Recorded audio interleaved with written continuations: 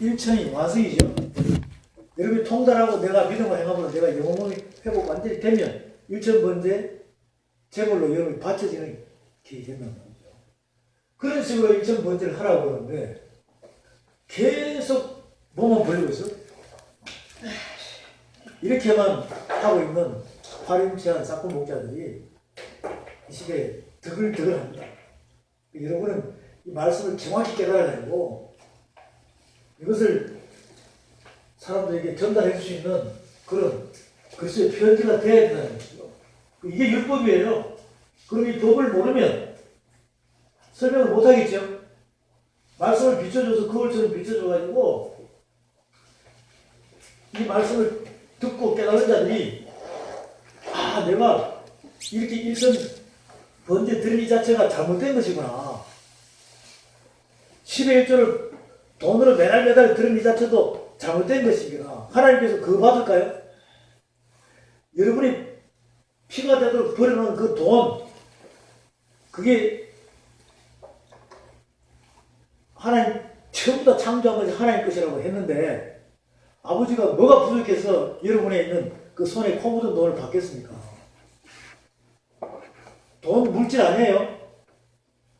여러분의 영혼을 정확히 하나님께 완전히 드러나는 것이 예수님께서 11조의 완성으로 10의 1조 완성 이게 뭐냐면 모든 율법을 뭐 했다는 겁니까?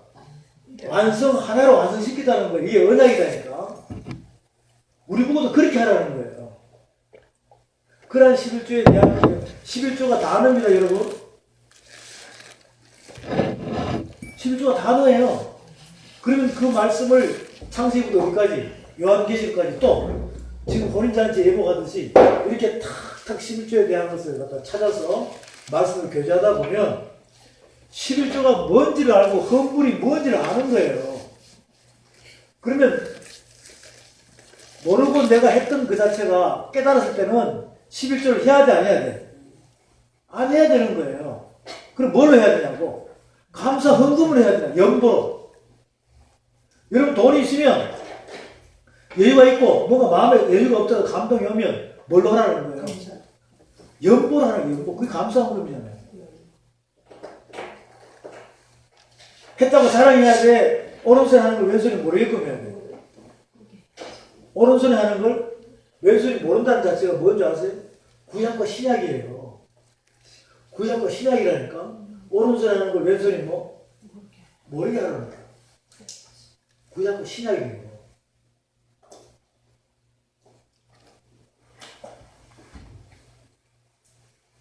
모든 것이 깨달아지는 말씀 안에서 여러분들 변화가 되어가면 됩니다.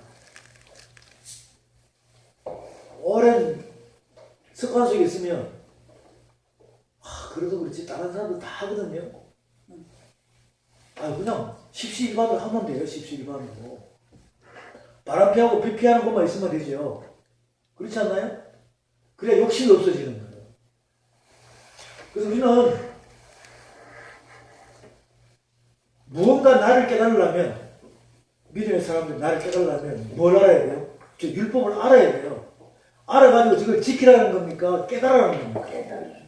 내가 무슨 죄를 짓고 있는가 현재 내가 현재 지금 현재 진행으로 가면서 요한계시록 11장에 써있는데 저 천년왕국 영원을 가면서 내가 지금 현재 위치가 무슨 죄를 짓고 있는가 아니면 흠이 없이 잘 가고 있는가 이것을 발견하기 위해서는 율법의 말씀이 필요하다는 것이죠.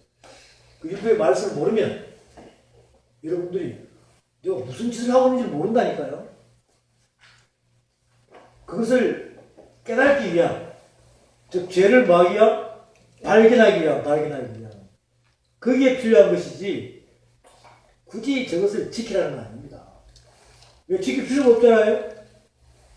완전히 해결된 예수님을 믿지 않습니까? 그것도 내가 믿는 거예요. 그분을 믿게 하시는 거예요. 그렇지만 이 율법을 알아야 돼, 몰라야 돼? 알아야 돼.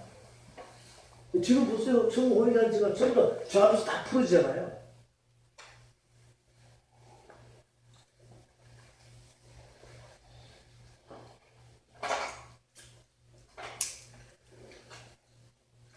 자, 방송국.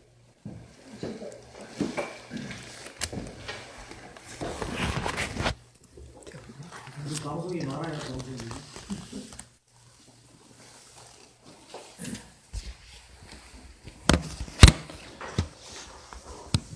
요한계시록 19장 7절에서 10절에 주제가 천국 혼인잔치의 예복입니다. 본문 내용은 계시록 19장 7절에서 10절에 있습니다.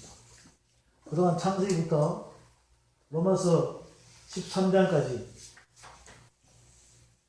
천국 혼인잔치의 예복에 대해서 성경 말씀에 이렇게 기록이 되어 있습니다. 그것을 함께 교제했고요.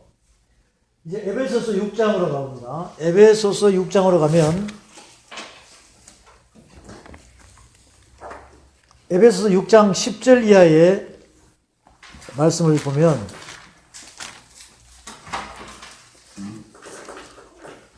에베소서 6장 10절 이하의 말씀을 보면 정말로 너희가 주 안에서와 그 힘의 능력으로 강건하여지고 마귀의 쾌계를 능히 대적하기 위하여 하나님의 전신갑주를 입으라. 우리의 씨름은 혈과 육에 대한 것이 아니요 정사와 권세와 이 어둠의 세상 주관자들과 하늘에 있는 악의 영들에게 대하니라. 그러므로 하나님의 전신갑주를 취하라. 이는 악한 날에 너희가 능히 대적하고 모든 일을 행한 후에 서기 위함이라. 그런즉 서서 진리로 너희 허리띠를 띠고 의의 흉배를 붙이고 평안의 복음에 예배한 것으로 신을 신고 모든 것 위에 믿음의 방패를 가지고 이로써 능히 악한 자의 모든 화전을 소멸하고 구원의 투구와 성령의 검 곧 하나님의 말씀을 가지라. 이렇게 전신갑주에 대해서 에베소 6장 10절에서 17절까지 말씀이 나와 있습니다. 에베소서 6장 10절에서 몇 절요? 17절까지의 전신갑주에 대해서 정말로 너희가 영적 전쟁에서 이기려면 하나님의 전신갑주를 입으라 그랬습니다. 이 전신갑주 자체가 바로 빛의 갑옷이에요. 빛나고 깨끗한 세마포 옷이 되는 것입니다. 우리가 우리 주 예수 그리스도의 옷으로 로마서 13장에서 갈아입는 것은 두루마리로 두루마기를 빠는 것이죠. 그렇게 되면 혼인잔치의 예복이 되는 것이고, 빛의 갑옷은 전신갑주를 입는 목적이 뭡니까? 영적 전쟁에서 나가서 전쟁 칠 때는 빛의 갑옷을 입어야 돼요. 하나님께 제사 드리고 예배 드릴 때는 대제사장의 옷을 입어야 돼요. 잔치에 참여하는 신부의 옷은 혼인잔치의 예복으로 갈아입어야 됩니다. 물론 다 우리 주 예수 그리스도의 말씀의 옷이죠. 말씀의 옷인데 이 전신갑주는 유치원생들도 알아요, 몰라요? 에베소서 6장 10절 이하의 전신갑주. 머리에 손 탁가더니 뭐예요? 구원의 투구. 여기는 의의 흉배, 진리의 허리띠, 성령의 검, 믿음의 방패, 평안의 복음에 예배한 신. 이거는 유치원생도 알아요. 초등학생은 더 잘 알아. 그런데 예수 믿고 구원을 받고 사역자가 되어서, 사명자가 되어서, 지도자가 되어서, 목회자가 되어도 아는 수준이 유치원 수준밖에 안 돼요. 그것만 아는 거예요. 지금 여기서 나오는 1번 구원의 투구 해가지고 6번 평안의 복음에 예배한 신까지 이렇게 쭉 나와 있지요. 나와 있습니다. 이것이 단어예요. 이것이 문제라고. 그러면 구원의 투구에 대한 해답이 있고, 구원의 투구에 대한 뭐가 있어요? 이 구원의 투구 자체가 단어라고 생각하세요. 성령의 검이 뭐예요? 단어입니다. 그리고 그것을 해석해 놓은 뜻의 말씀이 있을까 없을까요? 그 그래서 우리는 전신갑주의 갑옷을 여러분이 입고 영적 전쟁에서 승리하려면 그 내용을 낱낱이 6가지에 대한 단어의 뜻을 말씀을 통해서 깨달아야 된다는 것이죠. 조금 전에 우리가 출애굽 28장에서 대제사장이 오시지요. 거기에도 각 머리부터 어깨부터 가슴부터 발끝까지 다 단어들이 다 있죠. 설교도면이 있으니까 그렇게 대제사장의 옷을 출애굽 28장에서 교제하면서 깨달아 가듯이 전신갑주도 한 단어마다 뜻이 있다는 것입니다. 자, 이렇게 여러분들이 혼인잔치 예보에 대해서 흐름을 안다고 생각하면 이 말씀 한 단어 가지고 천국 혼인잔치 예보 한 단어 가지고 말씀을 전할 때 1시간 만에 다 전하겠습니까? 2시간 만에 전하겠습니까? 3시간 만에 전하겠습니까? 이렇게 전체 말씀을 알고 나면 1부, 2부, 3부, 4부 이렇게 5부 시간을 나눠서 하더라도 충분하게 서로가 교제되어서 이 말씀 한 단어가 뜻을 품고 있는 깊은 하나님의 말씀의 깊이와 넓이와 길이와 높이까지 깨달아서 여러분 한 단어가 여러분의 말씀을 깨달아서 자꾸 많이 알므로써 그것이 지경이 넓혀진다는 것입니다. 뭐가 넓혀진다고요? 지경이 넓혀진다는 것입니다. 여러분이 말씀을 많이 알면 알수록 하나님께서 만나는 사람들을 어떻게 한다고요? 더 많이 만나게 해주는 거예요. 그것을 지경이라고 합니다. 지경. 우리가 말씀의 깊이를 파면은 사하고 꽃갱이하고 파지요. 파면은 깊이 들어가려면 넓이가 뭐야 됩니까? 넓어져야 되는 거예요. 그것을 지경이라고 합니다.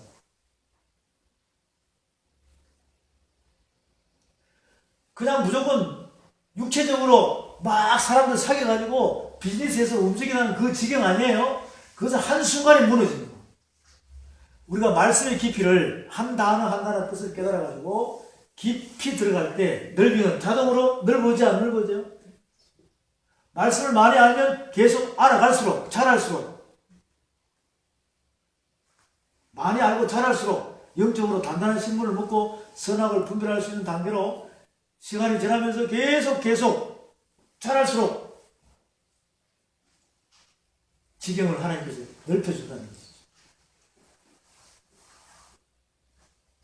우리가 하면 안 됩니다. 말씀 안에서 그게 이루어져야 됩니다. 에베소 6장 10절에서 17절까지 하나님의 전신갑주를 입으라 그랬습니다. 몇 가지가 있어요? 6가지가 있다는 것이죠. 이 부분은 차례대로 우리가 또 설명을 할게요. 지금 혼인잔치 예보에 대한 표적 정리를 하고 있죠. 표적 정리. 조금씩 뜻을 설명하면서 천국 혼인잔치 예복이 성경 안에 이렇게 펼쳐져 있구나 라는 것을 표적 정리를 하고 있으니까 요한계시록 1장에 가보겠습니다. 요한계시록 1장에 가보겠습니다.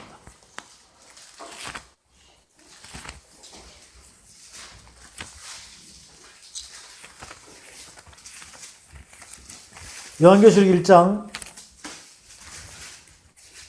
12절부터 16절까지 말씀을 보겠습니다. 요한계시록 1장 12절부터 16절까지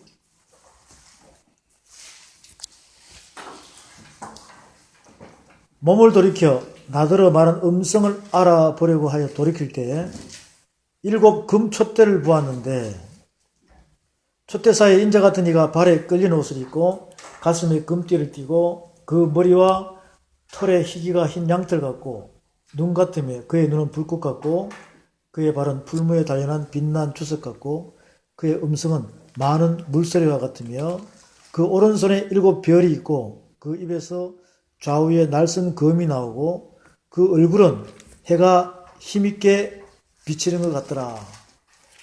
이게 바로 빛나고 깨끗한 세마포 옷입니다. 사도 요한이 주의 날에 반모라는 섬에 있으면서 성령에 감동하여 이 환상을 봐요.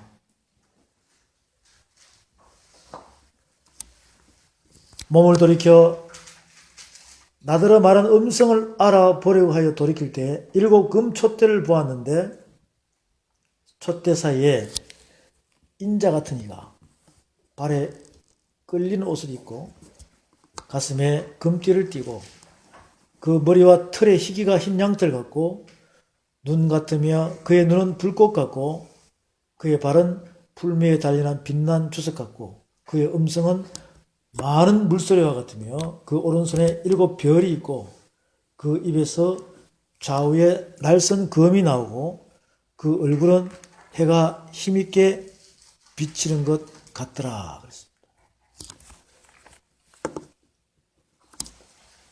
요한계시록에서 나오는 이 모습하고 전신갑주를 입은 여러분의 이 모습하고 대제사장의 옷을 입은 이 모습하고 똑같은 말씀이에요. 똑같은 말씀이에요.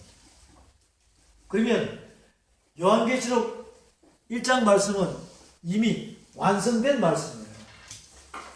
계시록 1장은 사도 요한이가 주의 날에 성령에 감동하여 밤모섬에서 본 거잖아요. 사도 요한은 그때 밤모섬에 있었어요. 예수님은 하늘 보좌에서 누구에게 온 거예요? 사도 요한에게 예수 그리스도의 계시라 해가지고 천사를 통해서 사도 요한에게 탁 비추는 거예요. 비췄는데 사도 요한이가 예수님을 딱 보는 순간에 7 금촛대 사이로 뭐 하는 거예요? 빛 사이로 왕래하는 거예요. 빛 사이로 왕래하는 거예요. 머리에 희기가 흰 양털 같다고 그랬어요. 눈은 불꽃 같고 발은 풀매에 달리는 빛난 주석 같고 입에는 많은 물소리 같이 좌우에 나선 검이 나온다. 말씀이 나온다. 그것은 이미 시편 149편과 150편에서 정확히 설명합니다.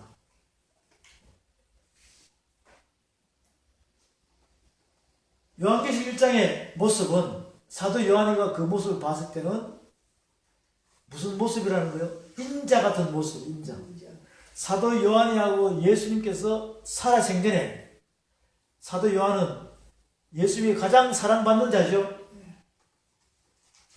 이 사랑받는 자가 만찬 때, 제의 만찬 때, 만찬할 때 이렇게 누워있다는 거예요. 이 누워있다는 거 아닙니다. 이 누워있다는 자체가 예수님의 품 안에 있다는 거예요. 품 안에 있다는 거예요. 너와 내가 하나라는 것입니다. 사랑하는 예제자 사도 요한이에요. 너와 내가 뭐라는 거예요? 하나가 되어 있다는 거예요. 여기서 설명하는 겁니다. 그런데 그때 보니까 예수님의 인자의 모습은 어떤 모습이었어요? 사도 요한이가 살아생전에, 예수님 살아생전에 사도 요한이 예수님을 쳐다볼 때 예수님의 모습이 어떤 모습이었어요? 기억 안 납니까? 예수님의 모습 잘생겼습니까? 잘생겼어요? 뭐 볼품이 없어. 그게 어디 있습니까? 말씀이 이사야서 53장에 보세요. 이사야서 53장. 이사야서 53장에 가면 이사야서 53장 말씀에 가게 되면 우리의 전한 것을 누가 믿었느냐? 여호와의 팔이 네게 나타났느냐? 그는 주 앞에서 자라나기를 연한 순 같고 마른 땅에서 나온 줄기 같아서 고운 모양도 없고 풍채도 없은즉 우리의 보기에 흠모할 만한 아름다운 것이 없도다. 그는 멸시를 받아서 사람에게 실어버린 바 되었으며 강고를 많이 겪었으며 질고를 하는 자라 마치 사람들에게 얼굴을 가리고 보지 않음을 받는 자 같아서 멸시를 당하였고 우리도 그를 귀히 여기지 아니하였도다. 그는 실로 우리의 질고를 지고 우리의 슬픔을 당하시고 그가 찔림은 우리의 허물을 인하며 그가 상함은 우리의 죄악을 인함이라. 그가 징계를 받음으로 우리가 평안을 누리고 그가 채찍에 맞음으로 우리가 나음을 입었도다.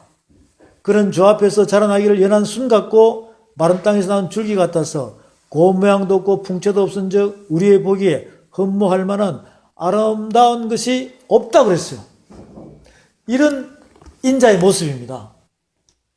누가 봤을 때 사도 요한이가 예수님 살아 생전에 지금부터 약 2000년 전에, 그런데 밤모습에서 요한계시록 1장에 보니까 인자 같은 모습은 모습인데 머리에 희귀가 뭐 같다는 거예요? 인장들 같다는 거예요. 눈은 불꽃 같다는 거예요. 발은 불매에 달하는 빛난 주석 같다는 거예요. 입에서는 많은 말소리가, 많은 물소리 있죠. 많은 물소리는 계곡에서 흘러나는 물소리 있죠. 자가 커요. 그런 어마어마한 소리가 날숨 검처럼 나옵니다. 모습은 무슨 모습인데? 흠모할 만한 것이 없이 초라한 모습인데, 옛날 그 모습인데, 하늘 갔다가 오니까 어떤 모습이라는 거예요? 왕 같은 제사장의 모습, 빛나고 깨끗한 세마포 옷을 입은 빛의 갑옷을 입은 그런 모습이라는 거예요. 그게 여러분의 모습이 되시기를 기원드립니다. 그게 여러분의 모습이 되어야 돼요. 어디서? 지금 이 땅에서 말씀의 두루마리로 빨아가지고 두루마기를 입은 그런 자의 변화산의 모습으로 우리가 지금 현재 상황에서 바뀌어져 있어야 된다는 것이죠. 가능할까요? 불가능할까요? 가능하다는 확신을 가지고 있어야 돼요. 요한계시록 말씀은 1장부터 우리에게 희망과 소망을 주는 말씀이에요. 계시록 1장 12절에서 16절에 설명하고 있다니까요. 우리가 이 모습으로 되어야 요한계시록 19장에서 고린잔치에 예복을 입은 자가 되는 것이에요. 입은 자가 되는 것이죠. 여러분, 지금 창세부터 어디까지? 요한계시록까지 옷에 하늘나라의 패션쇼에 대해서 이렇게 변화무쌍하게 말씀을 통해서 이제 거의 다 찾아봤어요. 거의 다 찾아봤습니다. 그러면 예수님께서 우리에게 주신 메시지를 이렇게 별표를 그려놓고, 이 별표가 이스라엘이라는 뜻입니다. 다윗의 별이에요. 다윗의 자손 누구요? 예수 그리스도. 별표를 그려놓고 마태복음 22장에 있는 말씀을 함께 보도록 하겠습니다. 마태복음 22장. 마태복음 22장의 말씀을 보게 되면 1절부터 14절까지 말씀입니다.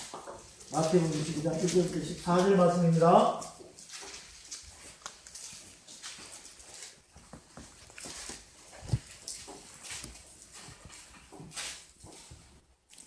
예수께서 다시 비유로 대답하여 가라사대 천국은 마치 자기 아들을 위하여 혼인잔치를 베푼 어떤 임금과 같으니, 하나님께서 예수님을 위하여 혼인잔치를 이미 예비했습니까? 안 했습니까? 준비 다 되어 있다니까요. 주님은 여러분을 기다리십니다. 주님은 여러분을 기다리십니다. 그 종들이 보내어 그 청한 사람들 혼인잔치에 오라 했더니 오기를 싫어했다는 것이에요. 이게 구약의 종들입니다. 구약의 종들이에요. 구약의 종들이 많이 있어요, 없어요? 있죠. 노아를 통해서, 아브라함을 통해서 이렇게 그 주신 말씀들이 있죠. 그 주신 말씀들이 전부 다 뭡니까? 종들입니다.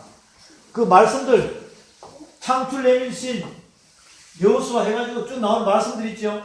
그 말씀들 자체가 뭐예요? 종들이에요, 종들. 아브라함을 통해서도 말씀들, 종들을 보냈고, 노아를 통해서도 보냈고, 모세를 통해서도 보냈고, 다윗을 통해서도 보냈고, 이렇게 계속 그 말씀들이 종들을 보냈어요. 보냈습니다. 그리고 다시 또 다른 종들 보내서 안 보냈어요? 신약에서도 계속 예수님을 종으로 보내가지고 예수님 속에 나오는 말씀들이 다 종들이 맞아요, 안 맞아요? 맞지요? 근데 그 말씀들을 구약의 말씀이나 신약의 말씀이나 성령시대의 말씀들을 종들을 다 보냈단 말이죠. 어디 오라고? 혼인잔치에 오라고. 그냥 오라고. 예복 입고 오라고. 이렇게 말씀들을 다 보냈는데 그 말씀들을 받아들였어? 안 받아들였어? 안 받아들인 자체가 죽인 거예요. 이해되시겠습니까? 그 말씀들이 여러분 마음속에 살아나지 않으면 그 말씀들을 보냈는데도 이미 보냈는데도 누가 죽였어요? 여러분이 죽인 거예요. 예수님은 누가 죽였어요? 여러분이 죽인 거예요. 싹 다 죽여버렸다니까. 그러면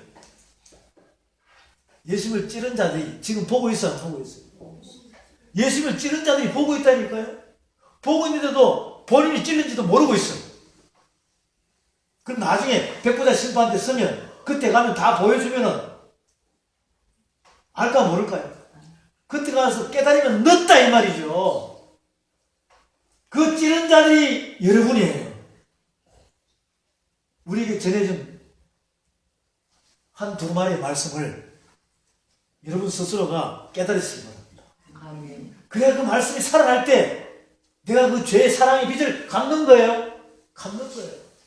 지금 계속해서 구약의 말씀들 종들 보내고 신약의 말씀 종들 보내고 보혜사 성령께서 오셔가지고 계속 말씀의 종들을 보내가지고 우리 보고 어디 오라고?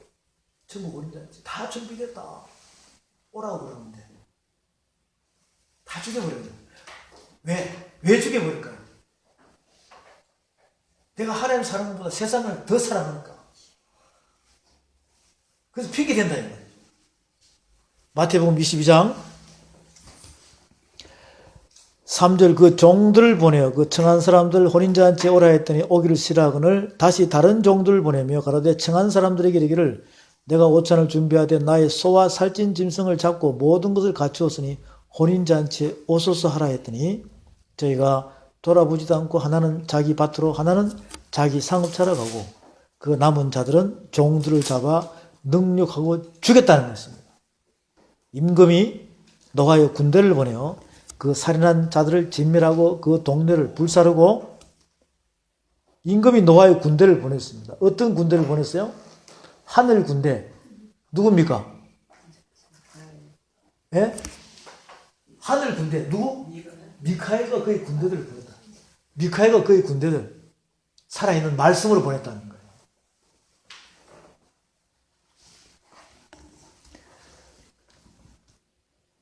임금이 노아의 군대를 보내 그 살인한 자들을 진멸하고 동네를 불사르고 이에 종들에게 이르되 혼인잔치는 예비되었으나 청한 사람들은 합당치 아니하니 사거리 길에 가서 사람을 만나는 대로 혼인잔치에 청하여 오너라 한데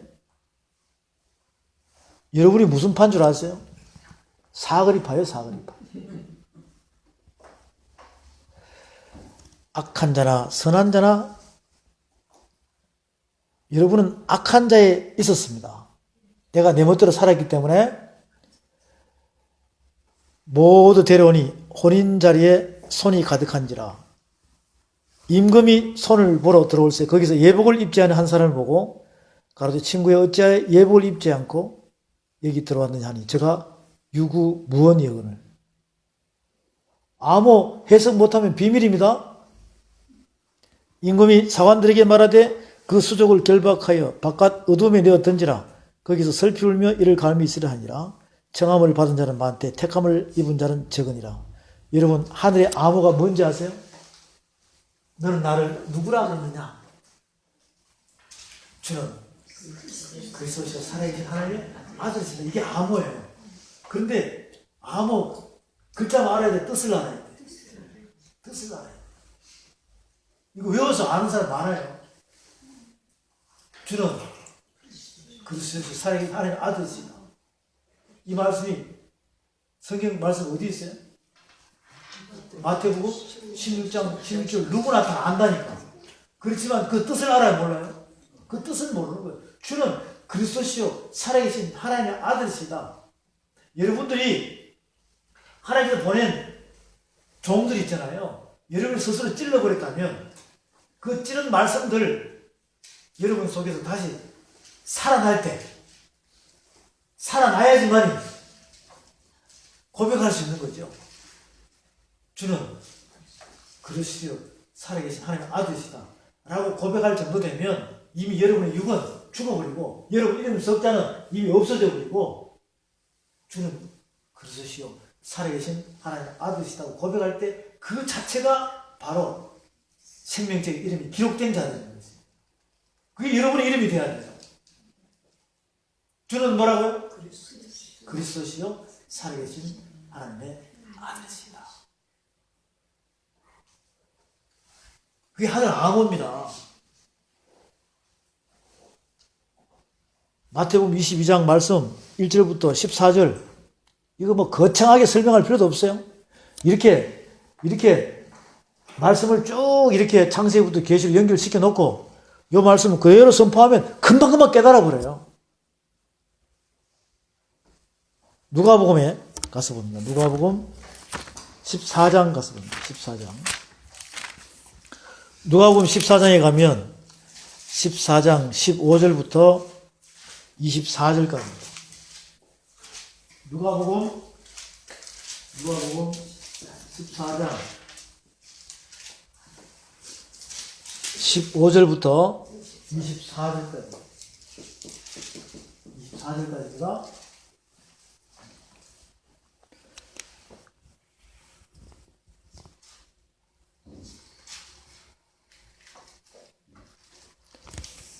함께 먹는 사람 중에 하나가 이 말을 듣고 이르되 무릇 하나님의 나라에서 떡을 먹는 자는 복되도다 하니 이르시되 어떤 사람이 큰 잔치를 배설하고 많은 사람을 청하였더니 잔치할 시간에 그 청하였던 자들에게 종을 보내어 가라되 오소서 모든 것이 준비되었다 나이다 하며 다 일치하게 사양하여 하나는 가라되 나는 밭을 샀음에 불갑을 나가 보아야 하겠으니 청건대 나를 용서하도록 하라 하고 또 하나는 가로되 나는 소 5 겨리를 샀음에 시험하러 가니 청건대 나를 용서하도록 하라고 또 하나는 가로되 나는 장가 들었으므니 그러므로 가지 못하겠노라 하는지라 종이 들어와 주인에게 그대로 구하니 이에 집주인이 노하여 그 종에게 이르되 빨리 시내의 거리와 골목으로 나가서 가난한 자들과 병신들과 소경들과 저는 자들을 데려오라 하니라.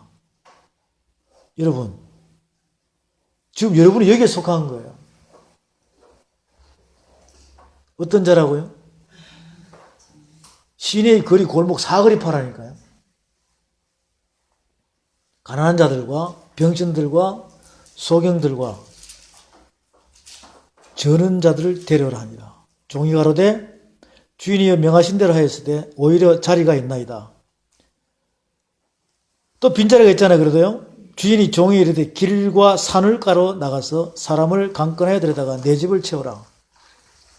길과 산울가가 이방인의 세계입니다. 이방인의 세계.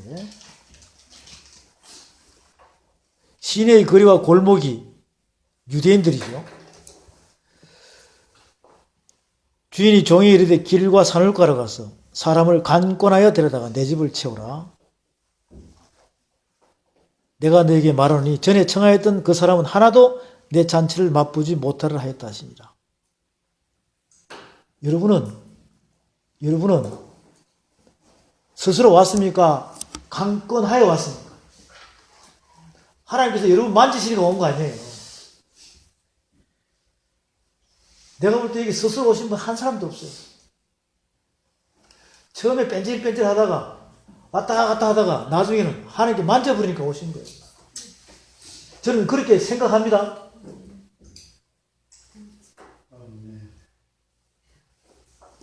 그래서 우리는 마태복음 22장, 누가복음 14장 말씀에 천국 호린날짜의 예복에 대해서 이미 청첩장 다 받았죠? 받았으면 그냥 핑계 대야 됩니까? 그냥 직행해야 됩니까? 이제는 좌회전, 우회전, 뉴턴할 이유가 하나도 없어요.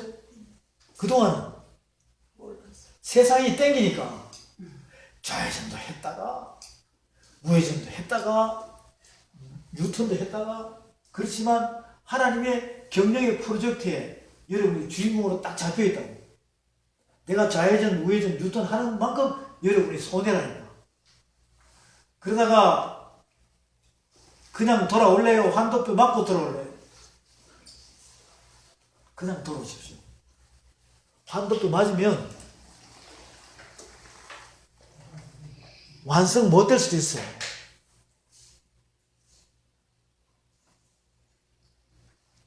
마태복음 22장, 누가복음 14장입니다. 마태복음 25장에 또 말씀을 보겠습니다. 마태복음 25장. 마태복음 25장에 있는 말씀을, 거기는 양과 염소의 비유가 있죠. 마태복음 25장에는 양과 염소의 비유가 있습니다. 25장 31절부터 46절까지.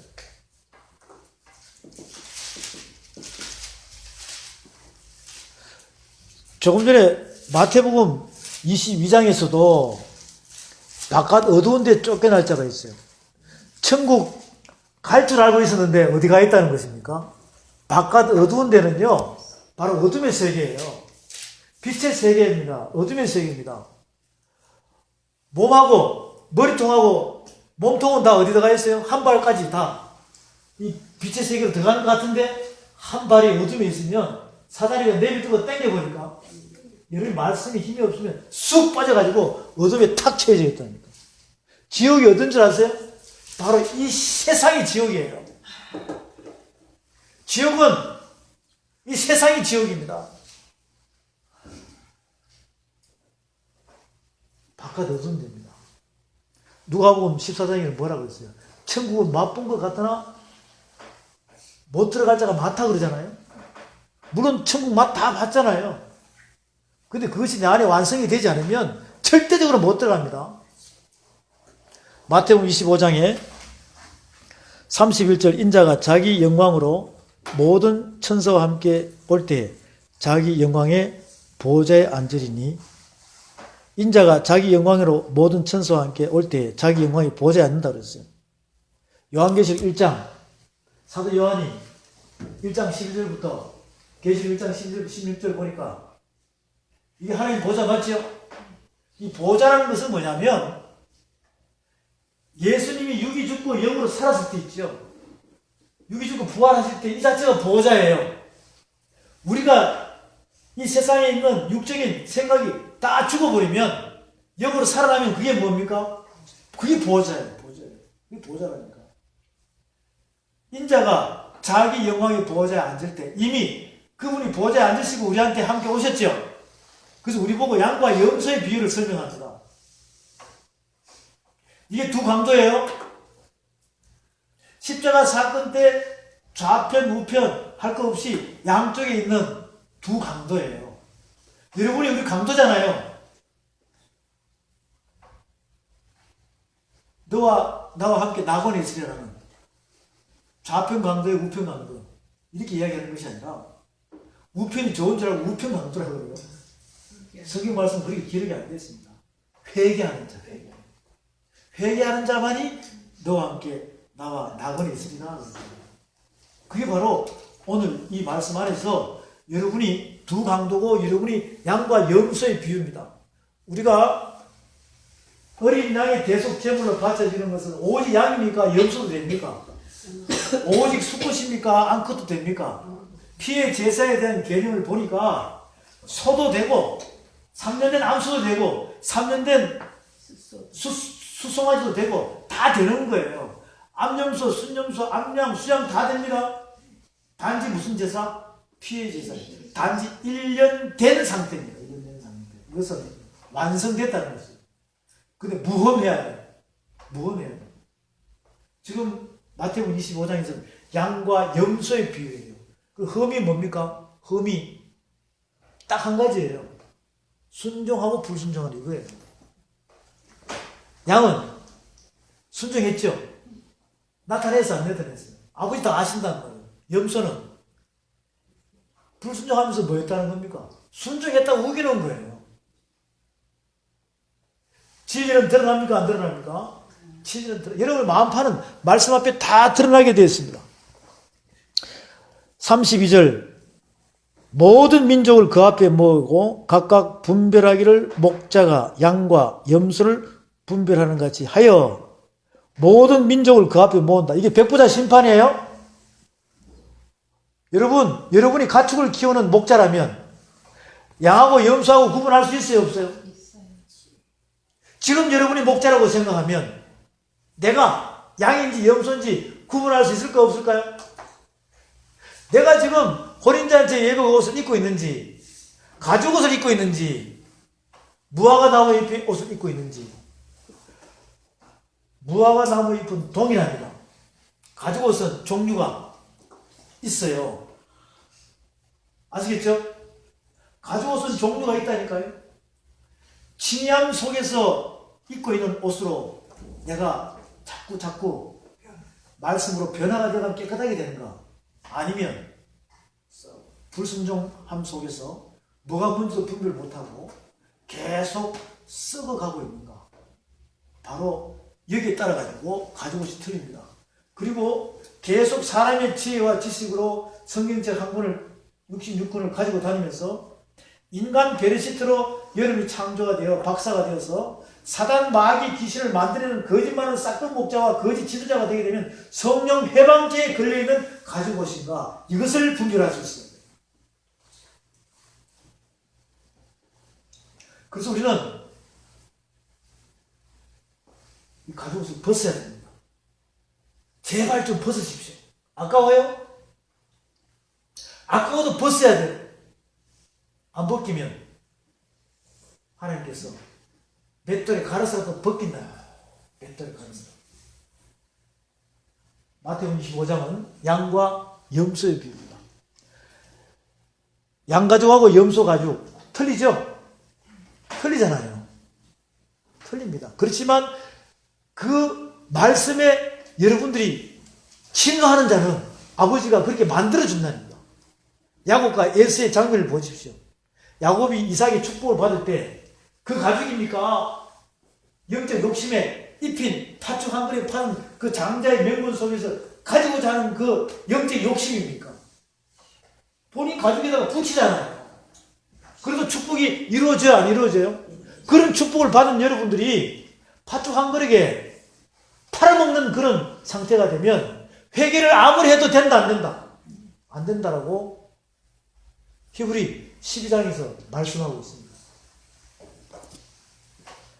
마태복음 25장에서 양과 염소에 대한 비유입니다. 41절에 봅니다. 41절. 또 왼편에 있는 자들에게 이르시되 저주를 받은 자들아 나를 떠나 마귀와 그의 사자들 위하여 예비된 영영한 불에 들어가라. 46절. 저희는 영벌에 의인들은 영생에 들어가리라 하시니라. 이렇게 양과 염소에 대한 이게 혼인잔치 예복에 대한 설명이에요? 설명입니다.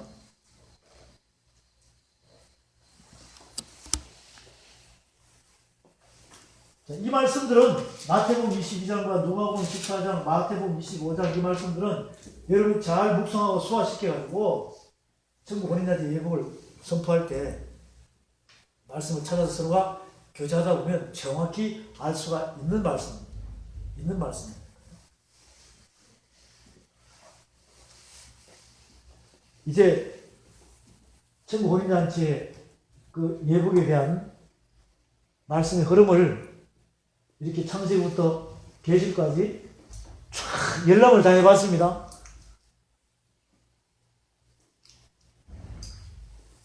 답답한 마음이 좀 뻥 뚫립니까? 아니면 아직도 뭐가 뭔지를 모르겠습니까? 물론 아직은 멍하겠죠. 근데 시간이 지나면서 우리가 예전에 천지창조할 때 굉장히 머리 아팠죠. 근데 이제 시간이 지나면서 천지창조에 대해서 흐름을 알았잖아요. 바로 요한계시록도 마찬가지예요. 요한계시록도 하나씩 단어를 깨달아가기 시작하면 이런 메시지가 계시록 안에 기록이 되어 있구나. 이것을 알 수가 있다는 거죠. 오늘 제가 여러분이 고민드리는 것은 천국 혼인잔치의 예복, 이 말씀을 통해서 내가 지금 무슨 옷을 입고 있는가? 이것이 먼저 발견되어야 된다. 여러분이 지금 무슨 옷을 입고 있는가? 이것이 발견돼야 돼요. 이거 발견 안 되면 회복될까 안 될까요? 절대적으로 회복이 안 됩니다. 그냥 무조건 여러분은 신부의 옷으로 갈아입은 줄로 믿으시기 바랍니다 하면은 그냥 아멘 하면 끝나는 거 아니에요? 발견이 돼야 돼요. 발견이 돼야 돼요.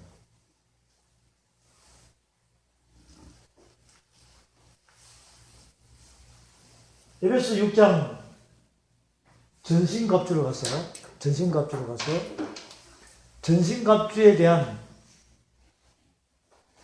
이 말씀의 해답이 어떻게 전개가 되어 있는가? 어떻게 전개가 되어 있는가? 잠깐 스케치 해볼게요. 잠깐 스케치 해보겠습니다. 전신갑주. 전신갑주가 종류가 몇 가지죠? 6가지. 머리에는 뭡니까? 구원의 투구예요. 구원의 투구입니다. 가슴에는 의의 흉패. 허리에는 진리 허리띠예요. 양손에는 믿음의 방패, 성령의 검입니다. 발에는 복음을 예비한 신입니다. 이게 완전히 영적 전쟁할 때 입고 있는 갑옷이라는 거예요. 갑옷이에요. 사탄 마귀가 여러분을 찌르면 뭘 막아야 됩니까? 믿음의 방패를 막아야 돼요. 그리고는 뭘로 찔러야 돼요? 그 성령이 그걸 뺐는데 몽땅 칼이네. 녹이 쓴 칼이네. 알겠죠? 이거 사다리가 먼저 알까 모를까요? 먼저 알아요. 그 사람 속에 말씀이 살아있는지 없는지 먼저 안다니까. 약 올리고 도망가면 달려가야 돼, 안 달려가야 돼? 평안의 복음을 예비한 신이 제대로 안 생기지만 안정적이 있다.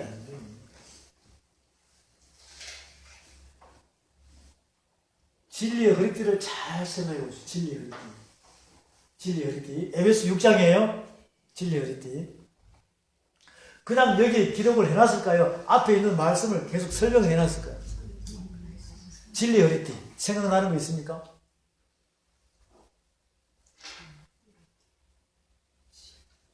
출애굽할 때 6월절 날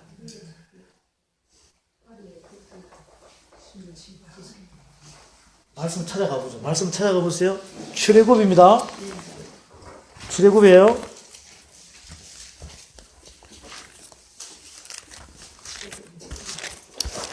출애굽기 12장에 가면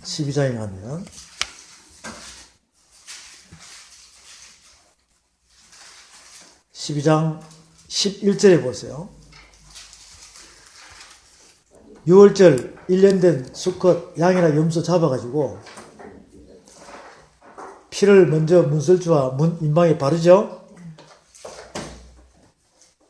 문 좌우 설주와 문 인방에 발라요, 안 발라요?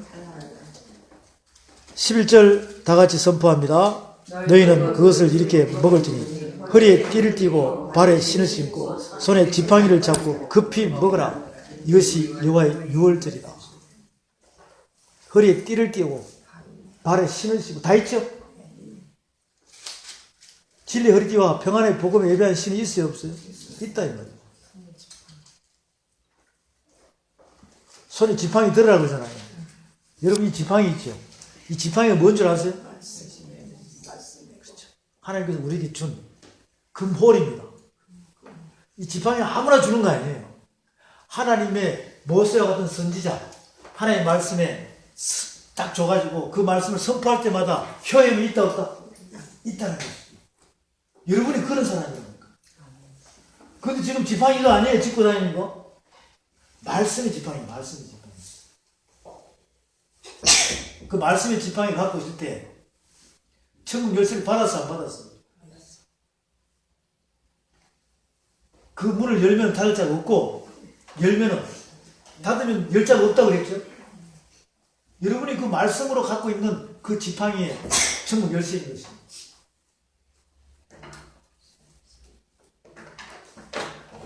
자, 진리의 허리띠입니다. 이렇게 진리의 허리띠를 성경 말씀에서 이렇게 착착 이렇게 연결시켜 주는 거예요. 연결시켜준다. 이 전신갑주 있죠? 전신갑주를 우리가 1번부터 6번까지 다 그걸 찾으려면 시간이 많이 걸려요. 이렇게 있다는 것만 이제 아시면 돼요.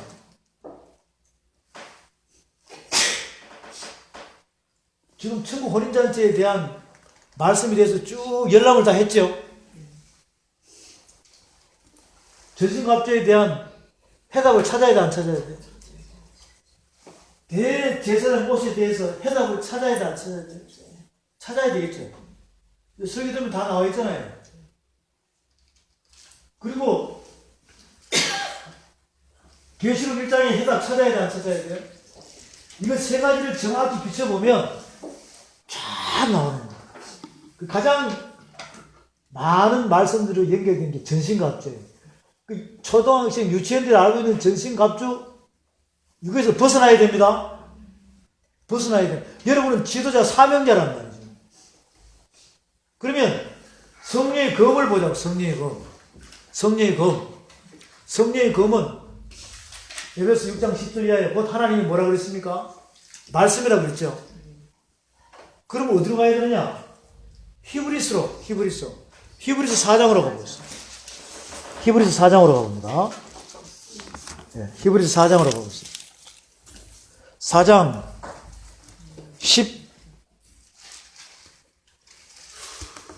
11절부터 13절까지 봅니다. 11절부터 13절까지 볼게요. 그러므로 우리가 저 안식에 들어가기를 힘쓸지니 이는 누구든지 저 순종치 아니하는 본에 빠지지 않게 하렵니다. 자꾸 미혹되지 말라는 거 아닙니까? 12절 선포합니다. 시작. 하나님의 말씀 살았고 운동력이 있어 좌우의 날선 어떤 검보다도 예리하다. 혼과 영과 및 관절과 골수를 찔러 또 마음의 뜻을 감찰한다. 13절. 지으신 것이 하나도 그 앞에 나타나지 않음이 없고 오직 만물이 우리를 상관하시는 자의 눈앞에 불과 같은 것 같이 드러나느니라. 성령의 검에 대해서 설명이 나왔다니까. 성령의 검은 곧 뭐라? 하나님의 말씀이라는 거예요. 하나님의 말씀은 살았고 운동력이 있어서 좌우의 날선 어떤 검보다도 예리하다는 거예요. 관절과 골수를 찔러 쪼개며 혼과 영을 감찰하며 모든 만물이 말씀 앞에 다 드러난다는 거죠. 지금 전신갑주 있죠? 6가지에 대한 다음의 뜻을 설명하는 것이 성경 곳곳이 이렇게 보물찾기 하듯이 연결이 되어 있습니다. 그것을 여러분들이 알게 될 때 여러분 영혼 몸의 시신경 속에 어둠이 물러갈 줄로 믿습니다. 그렇게 해서 세포가 회복되는 거예요. 회복되는 거예요.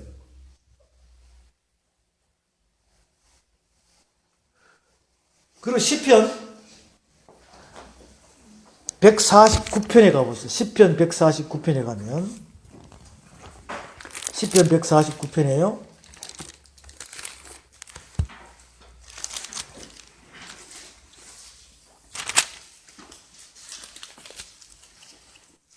시편 149편에 할렐루야 새 노래로 여호와께 노래하며 성도의 회중에서 찬양할지어다. 이스라엘은 자기를 지으신 자로 인하여 즐거워하며 시온의 자매는 저의 왕으로 인하여 즐거워할지어다. 춤추며 그 이름을 찬양하며 소고와 수금으로 그를 찬양할지어다. 여호와께서는 자기 백성을 기뻐하시며 겸손한 자를 구원으로 아름답게 하시미로다.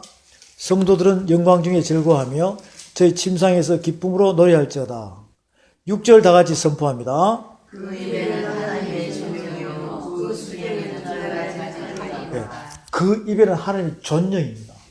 그 수중에는 두 날 가진 칼을 여러분 마음속에 육의 신비 안에 하나님의 말씀으로 가득해서 회복이 되면 이 속에서 회오리 바람처럼 마음속에 나오겠죠. 그러면 입을 통해서 혀를 통해서 선포될 때 무슨 검으로? 말씀의 성령의 검으로 선포된다는 것이죠. 7절에 이것으로 열방에 보수하며 민족들을 벌하며 저희 왕들은 사슬로 저희 귀인은 철가랑으로 결박하고 기록한 판단대로 저에게 시행할지로다. 이런 영광은 그 모든 성도에게 있도다. 할렐루야. 여러분에게 철장 권세가 주어진 것입니다. 거룩한 백성, 거룩한 제사장에게, 왕같은 제사장에게 이미 이 철장 권세가 주어진 줄로 믿으시기 바랍니다. 이미 주어졌다는 것이죠. 우리가 빛의 갑옷을 갈아입으면, 전신갑주를 갈아입으면, 말씀이 선포되면 악한 자들 철구랑으로 어때요? 철 쇠사슬로 수갑 채워버린다는 거 아니에요. 예레미야 33장에 보겠습니다. 예레미야 33장. 예레미야 33장에 보면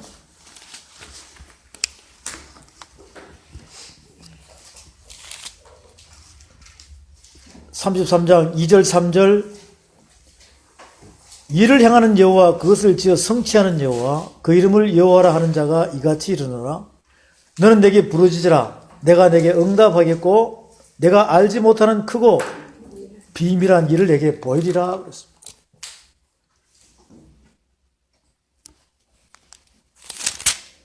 예레미야 33장입니다. 그러면 말씀으로 여기 보여주겠죠. 예레미야 23장으로 가서 예레미야 23장에 가면 하나님의 말씀이 불방망이로 나와요. 불방망이로. 예레미야 23장에 보겠습니다. 예레미야 23장에 보면 29절에 봅니다. 29절에 29절 이하에 보면 나 여호와가 말하노라 내 말이 불같지 아니하냐 반석을 쳐서 부서뜨리는 방망이 같지 아니하냐 저 바위덩어리를 깨뜨리는 무슨 오한마나 이런 망치가 아니라 여러분의 마음이 돌짝같이 딱딱한 마음이 굳어 있으면 성령이 임하면 부드러워져야 돼, 안 부드러워져야 돼요? 그래서 그 반석이 쪼개져야지 거기서 생명수가 나와가지고 여러분이 회복된다는 말씀이에요. 하나님의 말씀은 쪼개버린다는 것입니다. 무슨 방망이? 불방망이, 불방망이. 그렇게 했어요. 30절에 나 여호와가 말하노라. 그러므로 보라. 서로 내 말을 도적질하는 선지자를 내가 친다는 거예요. 말씀 도적질하는 자 있죠? 말씀 장사 해먹는 사람들 이제 여러분들이 말씀 선포하면 다 부셔지는 거예요. 두 번째 나 여호와가 말하노라. 보라 그들이 혀를 놀려 그가 하셨다 말씀하셨다는 선지자들 내가 치리라. 자신이 마치 하나님처럼 교주처럼 행세하는 사람들 나중에는 싹 다칩니다. 세 번째 나 여호와가 말하노라. 보라 거짓 몽사를 예언하여 이르며 거짓과 헛된 자만으로 내 백성을 미혹하게 하는 자를 내가 치리라. 진짜 하나님 백성이 있죠. 진짜 하나님 백성을 미혹하는 거짓 선지자, 거짓 지도자, 삭군 목자 이런 자들 누가 친다는 거예요? 말씀에 성령의 검으로. 성령의 검으로.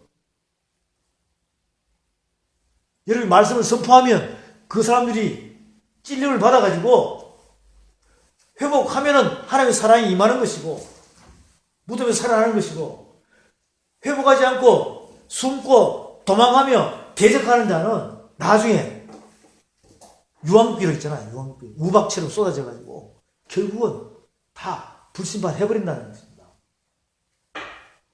그게 바로 성령이 뭐라고요? 검입니다. 성령이 검이에요. 이렇게 전신갑주에 대해서는 설명이 다 되어 있습니다. 하나씩 다 되어 있어요. 제가 이 말씀을 왜 천국 혼인잔치에 전체 우리가 말씀에 열람을 다하고 전신갑주에 대한 것을 이런 말씀이 있다라고 지금 약간 교제하냐 하면 관심을 가지라는 거예요. 젖먹이 신앙 유치원에서 벗어나라. 초등학교 벗어나라. 장성한 분량까지 여러분이 전신갑주를 입고 있다는 자체는 말씀으로 뭐가 되어 있다는 것입니까? 무장이 되어 있어야 된다는 것이죠. 말씀으로.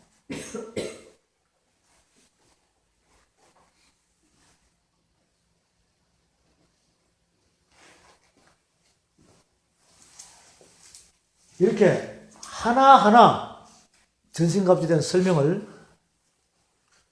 여기에다가 말씀을 갖다 붙이면 이렇게 많이 있을 거 없을까요? 있겠죠? 이렇게 한번 생각을 해보시라고. 머리부터 어디까지, 몸통부터 발끝까지 이렇게 있다고 생각하면 이 모습이 무슨 모습이라고? 요한계시록 1장 12절 16절 7 금초대 사이로 왕래하시는 우리 주 예수 그리스도의 모습이 된다는 거죠. 자, 여러분이 지금 이 모습이에요. 여러분 이 모습이라니까. 이 모습이 하나님의 말씀으로 회복되어서 여러분 안에 있는 첫째 하늘, 둘째 하늘, 셋째 하늘이 있죠? 이것이 휘장이 찢어져가지고 열려가지고 휙 하늘 사람으로 바뀌어졌다 생각하면 이 모습 된다는 거 아닙니까? 그러면 셋째 하늘 갔다가 여러분 왔다고 생각하시라고. 여러분의 주변에 형제 자매와 주변의 지인들이 볼 때 누구 모습이라는 거예요? 옛날 이양금 모습인데 모습도 보니까 그 모습인데 그 사람들이 들릴 때는 많은 물소리가 큰 내성도 같고 눈은 붓국하고 모습은 빛나고 깨끗한 세모 옷을 입은 그런 모습처럼 하늘의 영광을 품고 여러분 몸에서 말씀의 빛이 난다 이 말이에요. 이럴 때 빛나고 깨끗한 세모 옷을 입은 자의 모습이 될 때 그동안에 전도하다가 안 된 사람들이 여러분 말씀 선포하면 믿을까 안 믿을까? 믿는다는 것이죠. 그런 만물을 다스릴 수 있는 하늘과 땅과 땅 아래에 있는 모든 만물들이 예수 이름 앞에 무릎을 꿇듯이 말씀 앞에, 여러분이 전하는 말씀 앞에 맡긴 자들은 다 무릎을 꿇게 됩니다. 그런 자들을 여러분의 입술로 권세를 받아가지고 내 수중에는 2날가지 칼이 있고 내 입에는 하나님의 존귀와 영광을 선포할 때 여러분을 통해서 하나님의 영광이 이 온 열방을 향하여 선포되는 그 말씀을 듣는 자마다 다 살아날 줄로 믿으시기를 바랍니다.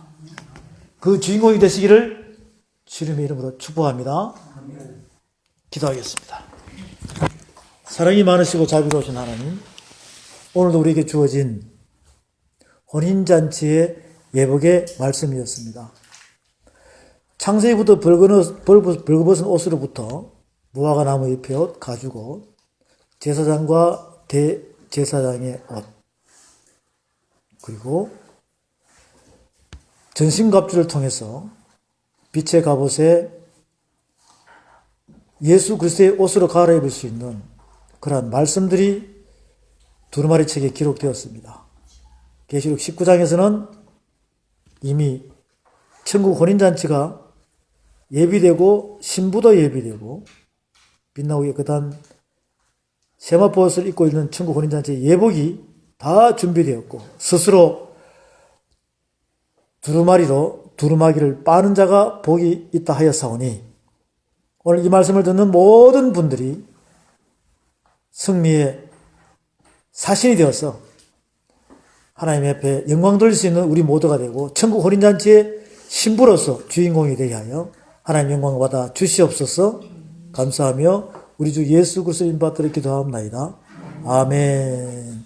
하나님께 영광의 박수 올리겠습니다.